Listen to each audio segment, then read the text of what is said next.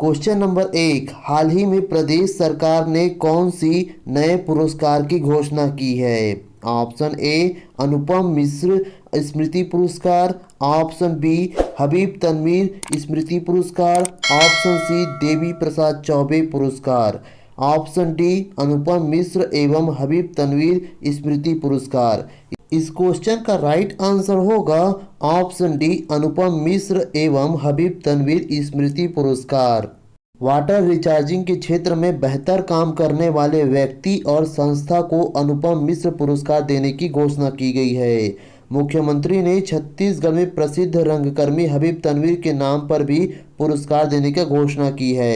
अंतर्राष्ट्रीय अहिंसा दिवस के अवसर पर आशीष सिंह द्वारा लिखित पुस्तक सोना खान 1857 और आमिर हाशमी द्वारा लिखित पुस्तक जोहार गांधी का विमोचन किया गया। गांधीवादी पर्यावरणविद स्वर्गीय अनुपम मिश्र को वर्ष 2007-8 के चंद्रशेखर आज़ाद नेशनल अवार्ड से सम्मानित किया गया था। बता दें कि अनुपम मिश्र को वर्ष 2011 में देश के प्रतिष्ठित जमनालाल बजाज और 1996 में इंदिरा गांधी पर्यावरण एजाज पुरस्कार से नवाजा जा चुका है। क्वेश्चन नंबर 2, स्वच्छता सर्वेक्षण 2022 में 7वां संस्करण में बेस्ट परफॉर्मिंग स्टेट की सूची में छत्तीसगढ़ का कौन सा स्थान प्राप्त हुआ है? ऑप्शन ए पहला स्थान, ऑप्शन बी दूसरा स्थान, ऑप्शन सी तीसरा स्थान, ऑप्शन डी चौथा स्थान। इस क्वेश्चन का राइट आंसर होगा ऑप्शन बी दूसरा स्थान। स्वच्छता सर्वेक्षण में एक बार फिर छत्तीसगढ़ ने देश भर में परचम लहराया है। छोटे शहरों की कैटेगरी में दुर्ग के पाटन ने ईस्टर्न जोन में पहला और देश में दूसरा स्थान प्राप्त किया है। वहीं स्वच्छ शहरों की सूची में अंबिकापुर ने अपनी बादशाहत कायम रखी है। बेस्ट परफॉर्मिंग स्टेट की श्रेणी में छत्तीसगढ़ का स्थान दूसरा रहा है। इंडियन स्वच्छता लीग के अलग अलग वर्गों के तहत छत्तीसगढ़ को पुरस्कार मिले हैं, जिनमें से पहला 15,000 से कम आबादी वाले नगरीय निकायों में भटगांव एवं माना कैंप को पुरस्कार मिला है। दूसरा 15 से 25,000 के आबादी वाले खैरागढ़ शहर को पुरस्कार मिला है। तीसरा 25 से 50,000 की आबादी वाले निकाय में जसपुर नगर और कोंडागांव को पुरस्कार मिला है। चौथा 50,000 से 1 लाख वाले शहर आबादी वाले क्षेत्रों में बिरगांव को पुरस्कार मिला है। तो वहीं पांचवा 1 लाख से 3 लाख आबादी वाले शहरों में अंबिकापुर प्रथम स्थान पर रहा है। तो वहीं छठवीं 10 लाख से अधिक आबादी वाले शहरों में रायपुर दूसरा स्थान प्राप्त किया है।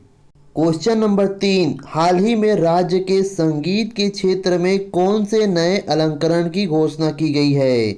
ऑप्शन ए लक्ष्मण मस्तूरिया पुरस्कार लोक संगीत के क्षेत्र में, ऑप्शन बी खुमान साहब पुरस्कार लोक संगीत के क्षेत्र में, ऑप्शन सी माता कौशल्या सम्मान श्रेष्ठ रामायण मंडली पुरस्कार, ऑप्शन डी उपरोक्त सभी। इस क्वेश्चन का राइट आंसर होगा ऑप्शन डी उपरोक्त सभी।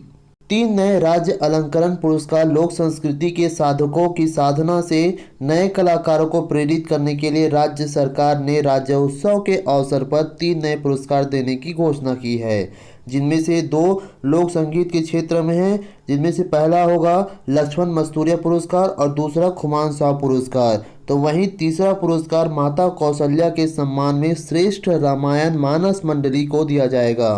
अभी छत्तीसगढ़ राज्योत्सव के अवसर पर कई विभूतियों के नाम पर 35 सम्मान प्रदान किए जाते हैं।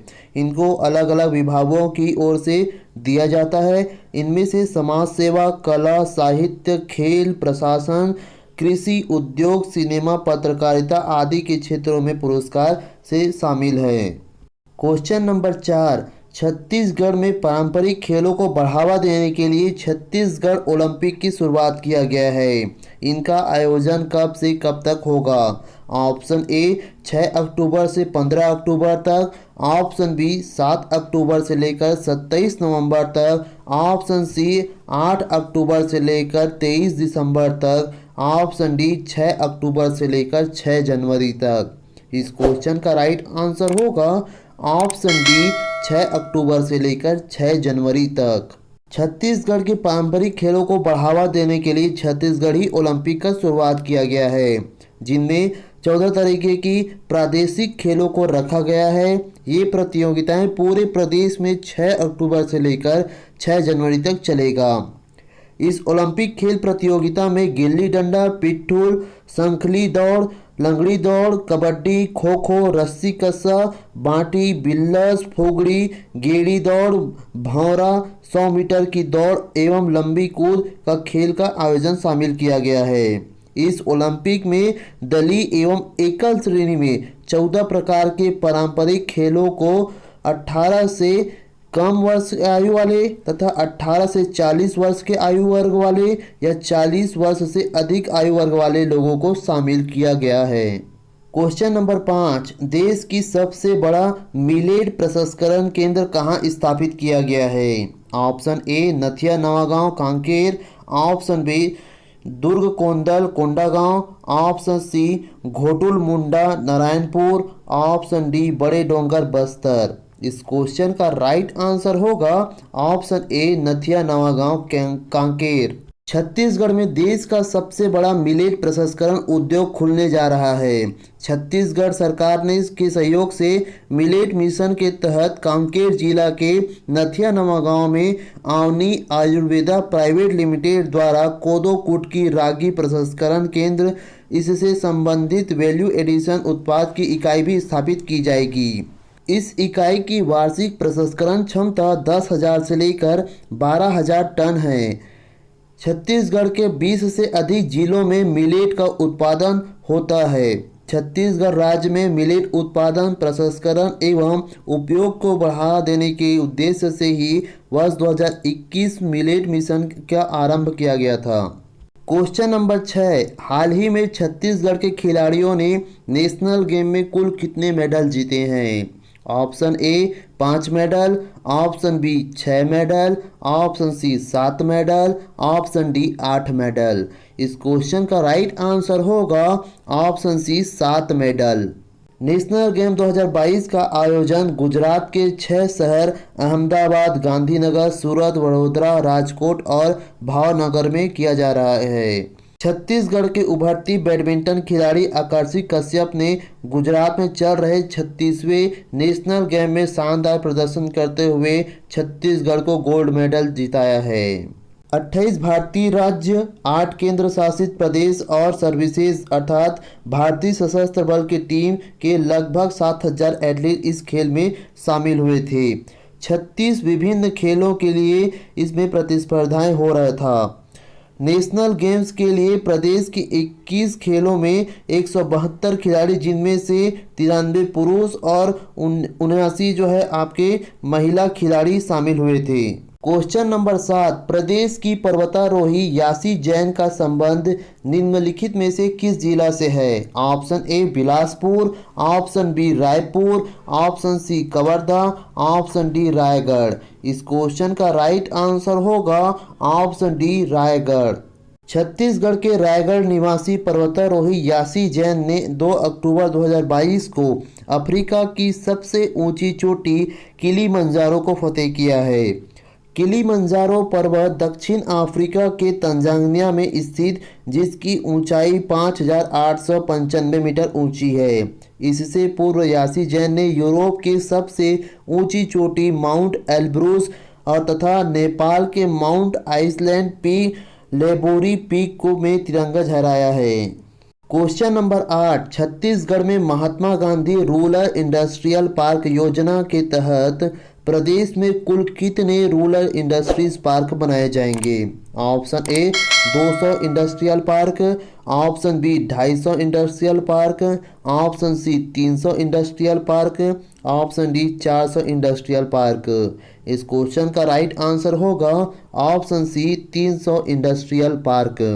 गांधी जयंती के अवसर पर छत्तीसगढ़ शासन की महत्वाकांक्षी Mahatma Gandhi rural industrial park योजना का शुभारंभ करते हुए प्रदेश में विभिन्न जिलों में 300 रूरल इंडस्ट्रियल पार्क बनाने का योजना है। प्रथम चरण में प्रत्येक विकासखंड के 2 गौठानों में रूरल इंडस्ट्रियल पार्क के रूप में विकसित किया जा रहा है।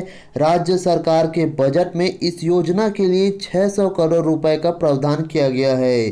स्वीकृति सभी रूरल इंडस्ट्रियल पार्कों में 1-1 करोड़ रुपए की राशि उपलब्ध कराई गई है। क्वेश्चन नंबर 9, छत्तीसगढ़ वन विभाग के नए प्रधान संरक्षक किसे बनाया गया है? Option A Rakesh Chaturvedi, option B Sanjay Shukla, option C Vikas Chaturvedi, option D Manoj Jaiswal.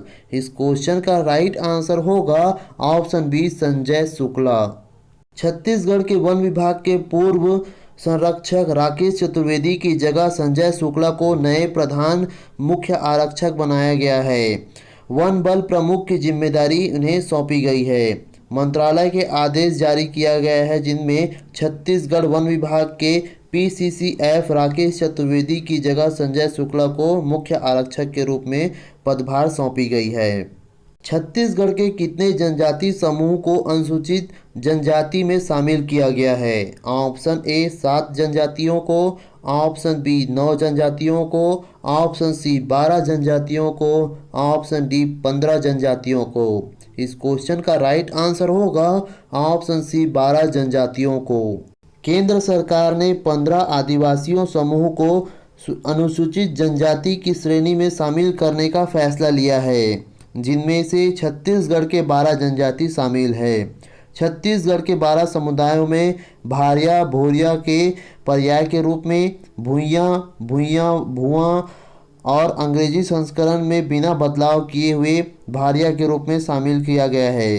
पंडो के साथ पंडो पंडो पंडो तथा धनवार के पर्याय के रूप में भी धनुहर धनवार और गदबा गोंड के साथ गोंड कौंद के साथ कोड़कू जैसे जनजातियों को शामिल किया गया है। इतनी आबादी है प्रदेश में अनुसूचित जनजातियों की। जनगणना वर्ष 2011 के अनुसार राज्य में अनुसूचित जनजातियों की कुल जनसंख्या 78,22,902 है। प्रदेश की कुल जनसंख्या का लगभग 1/3 जनसंख्या 30.62% अनुसूचित जनजातियों की है। इनमें से सर्वाधिक 72,31,082 ग्रामीण इलाकों में निवासरत है। आइए जान लेते हैं क्या है इनके फायदे। अनुसूचित जनजातियों के लिए जो संवैधानिक अधिकार है उनका मिलना है। भारतीय संविधान के अनुच्छेद 342 के तहत किसी जाति को अनुसूचित जनजाति के रूप में शामिल किया जा सकता है। दोस्तों, यदि यह वीडियो आपको अच्छा लगे तो ज़्यादा से ज़्यादा लाइक कीजिएगा, अपने दोस्तों में भी शेयर कीजिएगा। इस वीडियो के पीडीएफ प्राप्त करने के लिए नीचे दिए गए टेलीग्राम लिंक पर आप क्लिक करके डाउनलोड कर सकते हैं।